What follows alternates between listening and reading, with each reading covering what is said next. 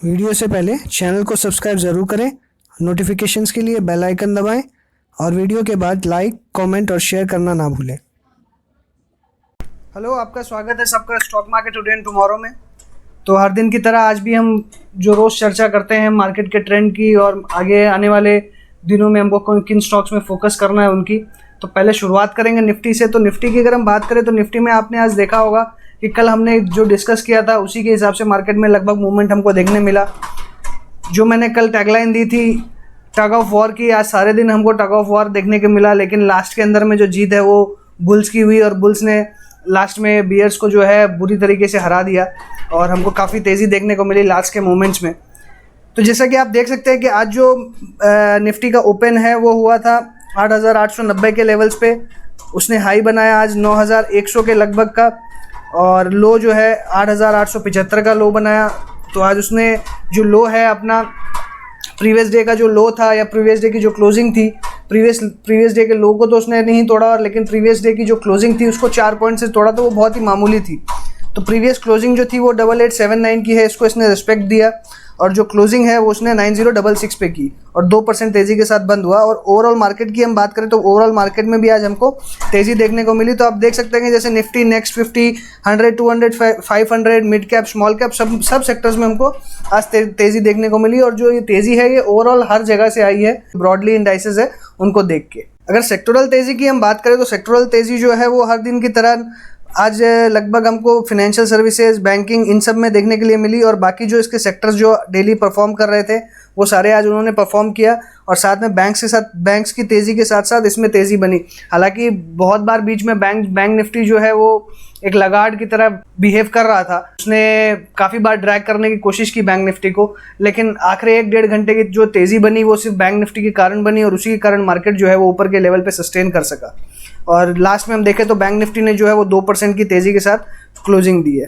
तो बात करें आज अगर निफ्टी के चार्ट की, तो जैसा मैंने कल आपको बताया था कि ये जो दो कैंडल स्टिक्स बनी है एक रिवर्सल का संकेत है। तो आज की जो कैंडल स्टिक बनी है मैं इसे कह सकता हूँ एक लगभग मारोबूजो टाइप की एक कैंडल बनी है, और आज मार्केट ने आपने देखा कि डे हाई पे मार्केट ने क्लोजिंग दी है।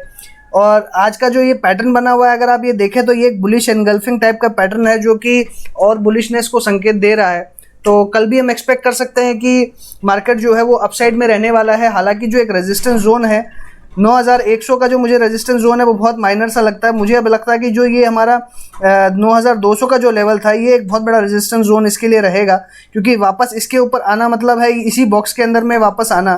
तो इस बॉक्स के अंदर आने में इसको काफ़ी टफ रहेगा और 9,200 का लेवल जो है ये पार करने में इसको बहुत मुश्किल होगी। तो अगर यहाँ से देखें तो यहाँ से निफ्टी को अभी भी कम से कम 134 का जो लेवल है, कम से कम 134 पॉइंट मार्केट को रिकवर करना होगा 9,200 क्रॉस करने के लिए। और अगर 9,200 अगर वो सस्टेन कर लेता है तो हो सकता है कि यहाँ पे हमको और ऊपर की तेज़ी देखने के लिए मिले। हालांकि कल के लिए बहुत ज़्यादा मैं तेज़ी के लिए नहीं कह सकता, क्योंकि कल एक्सपायरी का डे है, तो हो सकता है कल थोड़ा वॉलेटिलिटी हमको देखने को मिले। अगर हमको वन साइडेड देखने को मिलता है तो हम एक्सपेक्ट कर सकते हैं कि मार्केट और ऊपर जा सकता है। बाकी जो निफ्टी के लेवल्स है वो हम ऑप्शन चेन के जरिए निकालने की कोशिश करेंगे, लेकिन फिलहाल जो हमको यहाँ से देखने को मिल रहा है कि कल यहाँ पे वापस जो है वो तेज़ी हो सकती है। और फिलहाल जो SGX निफ्टी जो इंडिकेट कर रहा है वो SGX निफ्टी फ्लैट है। SGX निफ्टी में बहुत ज़्यादा कुछ मूवमेंट नहीं देखने को मिल रहा है।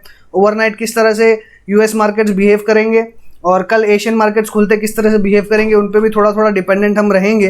तो बाकी जो लाइव सपोर्ट मैं आपको निफ्टी में दे रहा हूँ टेलीग्राम चैनल पे, तो मुझे लग रहा है कि आपको उसमें बहुत हेल्प मिल रही होगी। अब मैंने उसमें कुछ जो अपने आइडियाज़ है स्टॉक से रिलेटेड वो भी मैंने शेयर करने शुरू कर दिए हैं, तो आप उनको भी टेलीग्राम चैनल ज्वाइन करके वो भी देख सकते हैं।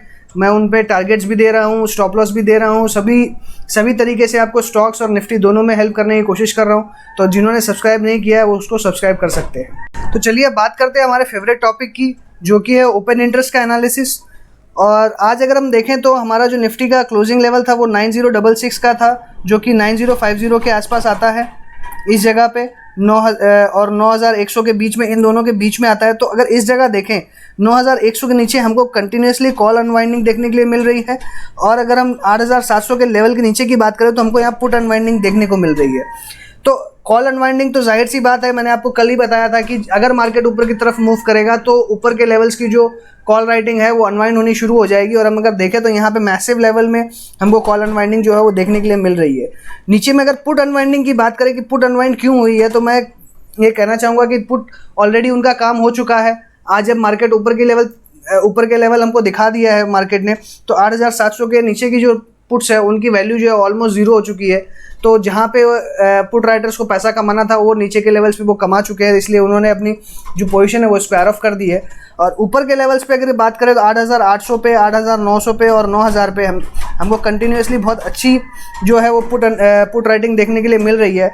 लेकिन अगर 9,000 के ऊपर की हम बात करें तो हमें पुट राइटिंग देखने के लिए नहीं मिल रही है, लेकिन कॉल राइटिंग भी बहुत ज़्यादा देखने के लिए नहीं मिल रही है। कॉल राइटिंग हमको देखने मिल रही है 9,250 के लेवल पे लगभग 2.8 लाख कॉन्ट्रैक्ट्स की, और 9,150 के लेवल पे हमको यहाँ पे कुछ कॉल राइटिंग देखने को मिल रही है। 9,250 पे हमें कॉल राइटिंग इसलिए देखने को मिल रही है क्योंकि हमने डिस्कस किया था कि 9,200 का जो लेवल है वो बहुत इंपॉर्टेंट है, इसीलिए आपको 9,200 के लेवल पे आपको कोई भी कॉल राइटिंग देखने के लिए नहीं मिलेगी।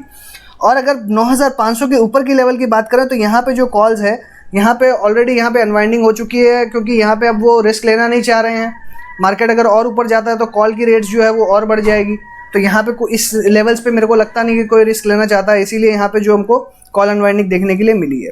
तो अगर लेवल्स की बात करें तो जो जिस तरह से कॉल राइटिंग यहाँ पे हुई है तो इतना तो श्योर है कि कल मार्केट जो है वो 9,000 के नीचे तो नहीं जाने वाला है। बाकी जो है हम क्यूमुलेटिव ओपन इंटरेस्ट को देख के फिर अंदाज़ा लगाएंगे कि किस तरह से मार्केट का आगे का लेवल्स रहने वाला है। अब देखिए किस तरह से 9,000 के ऊपर में हमको जो है कॉल राइटिंग और पुट राइटिंग देखने को मिल रही है। 9,000 के ऊपर हमको बहुत ज़्यादा कॉल राइटिंग देखने मिल रही है और 9,000 के नीचे के लेवल्स पे हमको बहुत ज़्यादा पुट राइटिंग देखने को मिल रही है। और आप देख रहे हैं कि किस तरह से जो है बुल्स जो है वो बियर्स को एंटेंगल कर रहे हैं। यहाँ पे एकदम कुश्ती चल रही है, आप मान लीजिए। आज का जो मेरा थीम है वो भी उसी तरीके का है। तो आप देखिए इधर में अगर देखें तो आपको पुट्स क्यूमुलेटिवली ज़्यादा मिलेगी इन कंपैरिजन टू कॉल्स। अभी हाल फिलहाल में लास्ट 2 हफ्ते से जब से हम ये सीरीज़ कर रहे हैं तो आपको मैं डेली दिखा रहा हूँ कि किस तरह से यहाँ पे जो पोजीशन बन रही है वहाँ पे हमेशा कॉल राइटर्स जो है वो ज़्यादा हावी रह रहे हैं, तो जो इंडिकेट करता था कि मार्केट नीचे की तरफ जाएगा, और मार्केट भी उसी तरीके से मूव कर रहा है। तो सिमिलरली अगर आज हम देखें तो आज हमको जो पुट्स है वो ज़्यादा देखने के लिए मिल रही है। इससे हमको ये संकेत मिल रहा है कि मार्केट जो है वो अपसाइड ही रहने वाला है, मार्केट जल्दी से नीचे आने वाला नहीं है। 9,000 के लेवल की बात करो तो यहाँ पे क्लियर इंडिकेशन मिल रहा है हमको कि 9,000 का लेवल जो है वो तो ब्रेक होने वाला नहीं है। ऊपर के साइड की अगर हम बात करें तो जो हमको 9,100 के लेवल है वहाँ पे हमको कॉल राइटिंग देखने मिल रही है, यहाँ पे पुट राइटिंग ज़्यादा नहीं है। तो मार्केट जिस हिसाब से क्लोज हुआ है, कैंडल जिस हिसाब से हमको संकेत दे रही है, तो हमको मोटा मोटी जो है वो ऐसा लग रहा है कि मार्केट जो है वो अपसाइड ही रहने वाला है। और मार्केट का अगर जब मूवमेंट होना शुरू होगा तो ऊपर के लेवल्स पे हो सकता है कि पुट राइटिंग शुरू हो जाए और जो कॉल्स है वो रिस्क पे आ जाए, मार्केट है वो ऊपर की तरफ मूव करना शुरू कर दे। जब मार्केट ऊपर की तरफ मूव करना शुरू करेगा तो धड़ाधड़ हम देखेंगे कि कॉल्स जो है वो अनवाइंड होनी शुरू हो जाएगी, क्योंकि उनके प्रीमियम्स हाई हो जाएंगे और जो राइटर्स है जिन्होंने कम प्रीमियम पे कॉल राइटिंग करी है वो रिस्क में आ जाएंगे। तो वो बहुत जल्दी अपनी पोजीशन काटेंगे, और जितनी जल्दी वो पोजीशन काटेंगे उतना आप देखेंगे उतना जल्दी मार्केट जो है वो रिकवर करेगा। और सुबह अगर हमको अगर मार्केट जो है वो कंप्लीटली अगर 100-150 पॉइंट अगर ऊपर मिलता है तो आप ये मान के चलिए मार्केट और भी ऊपर पुश करने की कोशिश करेगा, और मार्केट हो सकता है 9,300 तक के लेवल्स हमको दिखा दे। तो कल हमारा जो इंपॉर्टेंट रेजिस्टेंस जोन है वो रहेगा 9,100, जो मुझे लगता है बहुत इजीली पार कर जाएगा। ये स्मॉल रेजिस्टेंस है, और 9,200 जो है वो थोड़ा सा स्ट्रॉन्ग रेजिस्टेंस है, तो इसको हो सकता है कि पार करने में मुश्किल हो। लेकिन अगर पहले 1 घंटे में 9,200 अगर उसने पार कर लिया तो ये आप मान के चलिए कि हमको और ऊपर के लेवल्स देखने को कल के डेट में मिल सकते हैं। तो कल के डेट में मैं एक्सपेक्ट कर रहा हूँ कि एक अच्छी तेज़ी जो है वो बन सकती है, लेकिन कल वो मार्केट हम खुलने के बाद ही डिसाइड करेंगे। इसीलिए फ़िलहाल जो मैं है यही कह सकता हूँ कि मार्केट कल जो है वो तेज़ी की तरफ रहेगा। अगर आज हमने जो कुछ लॉन्ग किया है तो वो हम कैरी फॉरवर्ड अगर किए हैं आज हमने, तो कल हमको उसके प्राइजेस जो है वो ज़रूर मिल जाएंगे। लेकिन कल के डेट में किस तरह से हमको काम करना है वो हम कल मार्केट खुलने के बाद में डिसाइड करेंगे। और उसी फॉलोअप के लिए जिन्होंने टेलीग्राम चैनल सब्सक्राइब नहीं किया है वो टेलीग्राम चैनल सब्सक्राइब कर सकते हैं। नीचे लिंक दिया हुआ है, आप उस पर क्लिक करके टेलीग्राम ग्रुप ज्वाइन कर सकते हैं और मार्केट की जो मूवमेंट है वो ट्रैक कर सकते हैं। क्यूमुलेटिव इंटरेस्ट की तो हम बात यहीं पे खत्म करेंगे। यहाँ से हमें मोटा मोटी समझ में आ गया कि मार्केट जो है वो कल भी अपसाइड ही रहने वाला है। बाकी कल मार्केट एक बार खुलता है तो उसके बाद में हम डिसाइड करेंगे कि हमको किस तरह से पोजीशन बनानी है।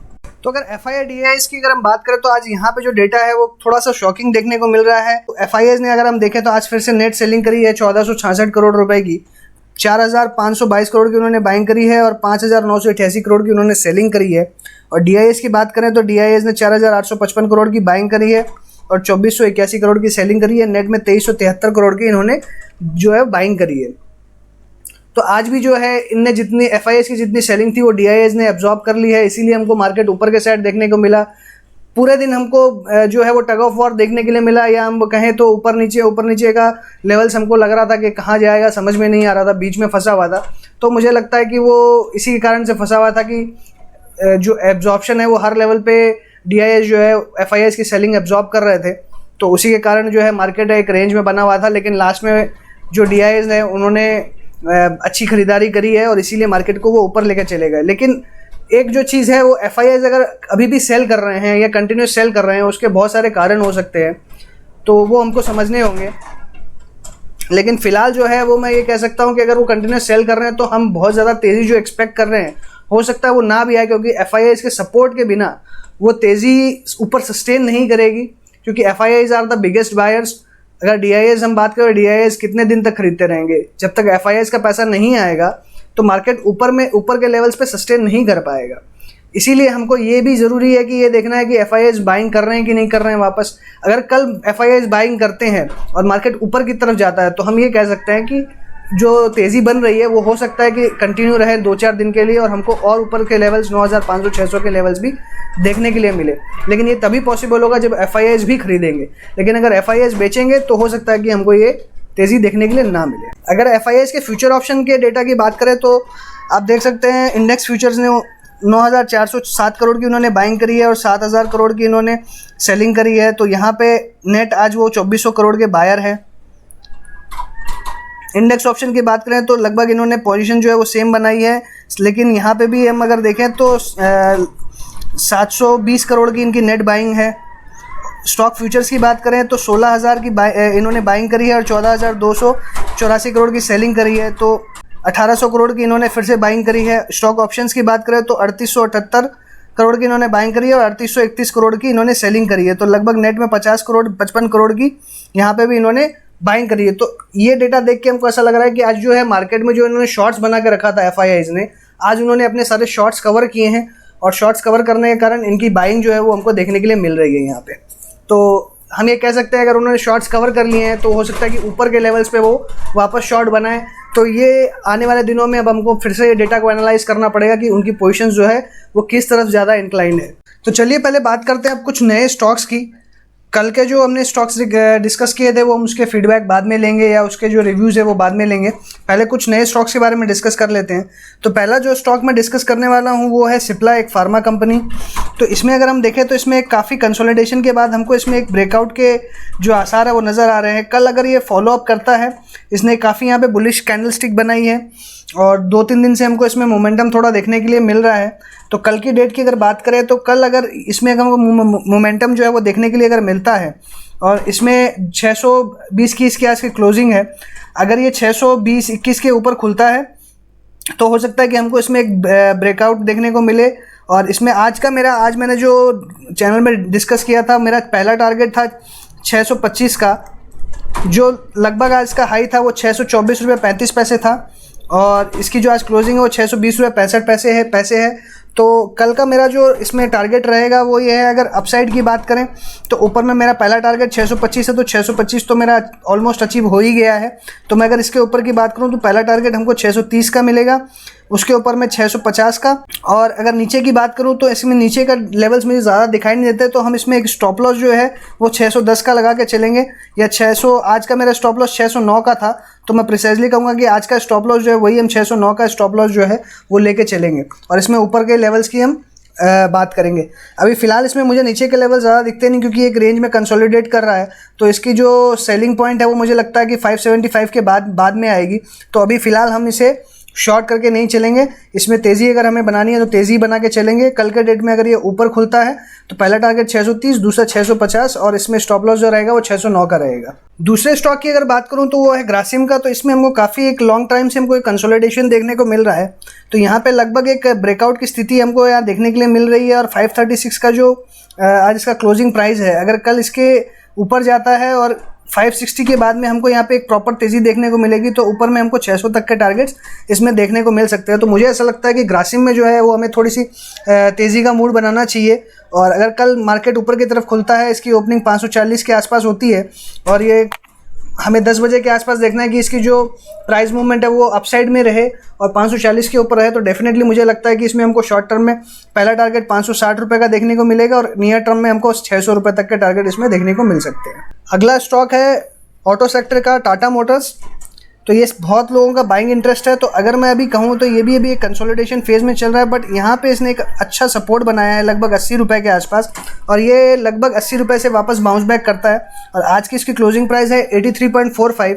तो कल अगर तेज़ी बनती है तो मुझे लग रहा है कि जो तेज़ी है आजकल वो ऑटो और मेटल ज़्यादा लीड कर रहे हैं। तो कल अगर तेज़ी बनती है तो मुझे ऐसा लगता है कि कल के डेट में इसमें हमको एक स्पाइक देखने को मिलेगा और हो सकता है कि पहला जो टारगेट है इसका वो 90 रुपये का जो है वो रहेगा, और अगर ये ऊपर 95 का लेवल अगर क्रॉस करता है तो हमको 100 रुपये तक का टारगेट देखने को मिल सकते हैं। तो यहाँ से मुझे जो है वो 10 से 12% की तेज़ी जो है वो देखने के लिए मिल रही है। अगला स्टॉक है फर्टिलाइज़र सेक्टर का, एग्रीकल्चर सेक्टर का। तो यहाँ पे मैं बात करूँ तो यहाँ पे मुझे ये रिवर्सल पैटर्न देखने को मिल रहा है। जो पैटर्न हमको निफ्टी में देखने को मिला लगभग सेम पैटर्न हमको यूपीएल में भी देखने को मिल रहा है। तो मुझे ऐसा लग रहा है कल अगर इसमें तेज़ी होती है तो आफ्टर 360 इसमें एक अच्छी खासी हमको तेज़ी देखने मिलेगी और हो सकता है कि 400 का लेवल हमको देखने को मिले। और आजकल ये इसमें जब मोमेंटम आता है तो काफ़ी बड़ा मोमेंटम आता है, तो मुझे ऐसा लगता है कि इंट्राडे में भी हमें 10% तक की इसमें तेज़ी देखने को मिल सकती है। और चूंकि मुझे कल बहुत ज़्यादा बुलिश दिन लग रहा है तो फिलहाल मुझे ऐसा लगता है कि 400 तक के लेवल्स इसमें अप्रोप्रिएट रहेंगे। 400 लेवल अगर पार करता तो इसमें और भी ऊपर के बड़े लेवल्स हमको देखने के लिए मिल सकते हैं। पांचवा स्टॉक है एचडीएफसी का। तो अगर एचडीएफसी की हम बात करें तो यहाँ पे भी मुझे एक रिवर्सल पैटर्न नज़र आ रहा है। तो आज की जो कैंडल स्टिक है लगभग मैं कहूँ तो एक बुलिश एनगल्फिंग पैटर्न टाइप की कैंडल स्टिक मुझे देखने के लिए मिल रही है और इसकी जो क्लोजिंग है वो लगभग रेजिस्टेंस जोन में हुई है। और आज की जो तेज़ी है वो बैंक से आई है, एनबीएफसी से आई है, क्योंकि लास्ट मिनट में हमने देखा कि जो ड्रैग कर रही थी बैंक निफ्टी उसी ने सपोर्ट दे के उसको ऊपर लेके गया और मार्केट बहुत अच्छी खासी तेज़ी से क्लोज हुआ। तो मुझे लग रहा है आज की जो बैंक निफ्टी की तेज़ी है, जो लास्ट में जो तेज़ी आई है वो कल कंटिन्यू रहेगी और कल अगर तेज़ी को कंटिन्यू रहना है तो एचडीएफसी बैंक्स इन सब में तेज़ी रहनी चाहिए।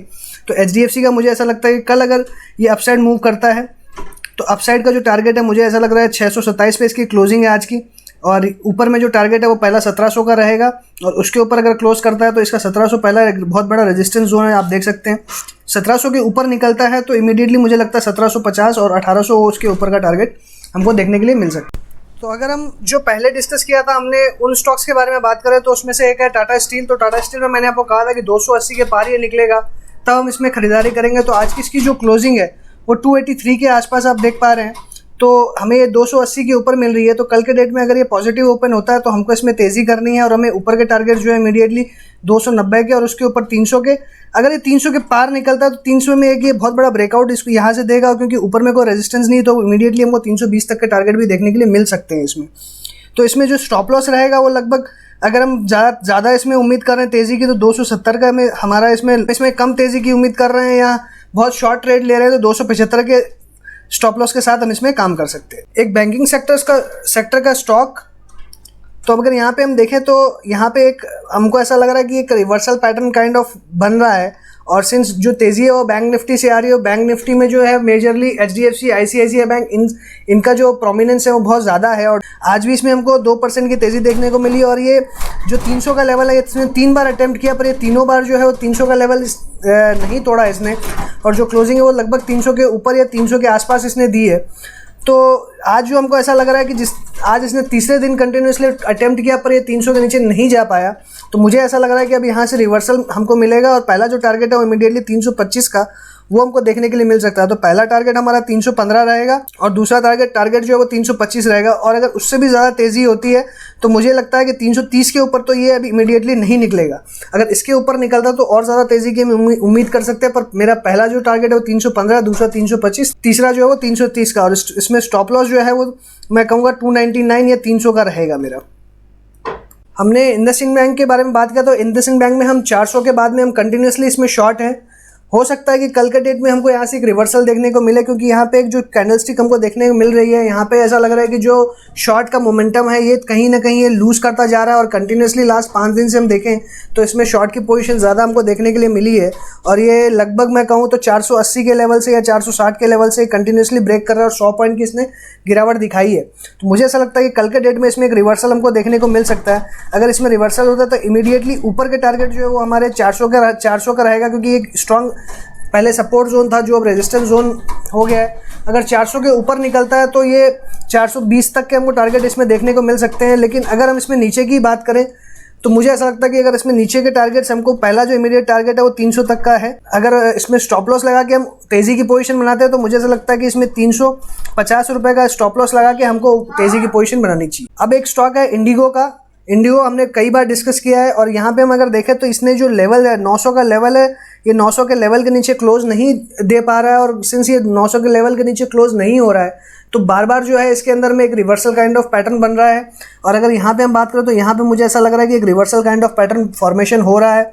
और यहाँ पे एक न्यूज़ भी है कि 25 तारीख से जो है फ्लाइट्स जो है वो चालू हो जाएगी। तो मुझे ऐसा लगता है कि न्यूज़ बेस्ड प्लस जो इसमें एक रिवर्सल हमको देखने के लिए मिल रहा है, ये दोनों यहाँ पे फॉर्मेशन जो है इसको सपोर्ट करेगा ऊपर की तरफ में। और ऊपर में इमीडिएटली कल की डेट में मुझे ऐसा लगता है कि 10% की तेज़ी हम इसमें एक्सपेक्ट कर सकते हैं और 1000 का इमीडिएट टारगेट जो है वो अचीव हो सकता है। और अगर 1000 के ये पार निकलता है तो पहला टारगेट रहेगा 1050 का और उसके ऊपर टारगेट रहेगा 1100। अगर ये 1100 भी पार करता है तब फिर इसमें और बहुत ज़्यादा तेज़ी मिलेगी, क्योंकि ये रेंज ब्रेकआउट यहाँ पे हमको मिलेगा और रेंज ब्रेकआउट जब होगा तो यहाँ पे बहुत बड़े टारगेट हमको देखने को मिल सकते हैं। हालांकि मैं इतनी तेज़ी नहीं करना चाह रहा, तो मैक्सिमम जो टारगेट है मैं अपना पहले 1050 पे या 1100 तक कैप करना चाहता हूँ। और इसमें स्टॉप लॉस जो है वो स्टॉप लॉस मुझे लगता है बहुत छोटा रहेगा। स्टॉप लॉस इसमें 10 रुपये या 12 रुपये का स्टॉप लॉस रहेगा और 900 या मैं कहूँ तो 898 का इसमें स्टॉप लॉस यहाँ पे हम रख के इसमें तेज़ी की पोजीशन बना सकते हैं। अब एक लास्ट स्टॉक की बात कर ले अदानी पोर्ट्स की। तो अदानी पोर्ट्स में मैंने डिस्कस किया था कि कल ये अगर ऊपर की तरफ बंद होता है तो इसमें एक अच्छा खासा हमको वापस फॉर्मेशन देखने को मिल सकता है और इमीडिएटली हमको जो है वो 340-360 के टारगेट देखने को मिल सकते हैं। तो मेरा अभी भी इसमें जो व्यू है वो बुलिश का ही है और मुझे लगता है कि हमको यहाँ से ऊपर जो है 340 और उसके बाद में 360 के टारगेट मिल सकते हैं। अब हमारा जो स्टॉप लॉस है वो लगभग 318 या 317 का मैं कहूँ तो वो हमारा हो जाएगा और हम इसमें तेज़ी की पोजीशन बना के रख सकते हैं। हमें शॉर्ट बिल्कुल नहीं करना है, शॉर्ट इसमें हमें सिर्फ 300 के लेवल टूटने के बाद में ही करना है। सो आज मैं अपनी बात को यहीं पे वाइंड अप करूंगा। अगर आपको अच्छा लगा हो तो लाइक करिएगा, दोस्तों के साथ शेयर करिए, कमेंट बॉक्स में अपने कमेंट्स लिखिए, आपको वीडियो कैसा लगा उसके बारे में लिखिए, किन स्टॉक्स के बारे में आपको जानकारी चाहिए उनके बारे में लिखिए। और जिन्होंने हमारा टेलीग्राम चैनल सब्सक्राइब नहीं किया है वो टेलीग्राम चैनल को भी सब्सक्राइब कर लें। और इसी के साथ आज के लिए धन्यवाद। Have a nice day.